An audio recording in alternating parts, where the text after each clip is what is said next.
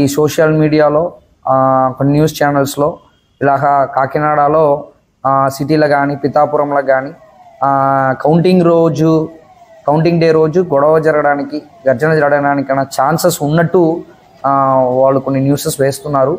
అది ఎంతవరకు కూడా కరెక్ట్ కాదు. ఎందుకంటే మనము పోలింగ్ డే రోజు ఎంత మనం అప్రమత్తంగా ఉండి ప్రశాంతంగా ఎలక్షన్స్ జరిపించామో అదేవిధంగా కౌంటింగ్ రోజు కూడా మనము అప్రమత్తంగా ఉంటూ ప్రశాంతమైన వాతావరణంలో కౌంటింగ్ జరిపించడానికి అన్ని స్టెప్స్ మనం తీసుకోవడం జరిగింది.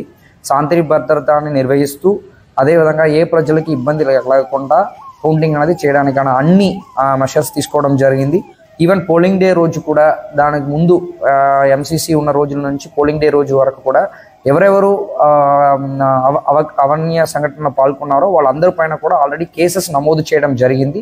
అదేవిధంగా వాళ్ళ పైన మనం ఆల్రెడీ బైండ్ ఓవర్ చేయడం జరిగింది. కొంతమందితో పాటు పైన రౌడీ షీట్ కూడా ఓపెన్ చేయడం జరిగింది.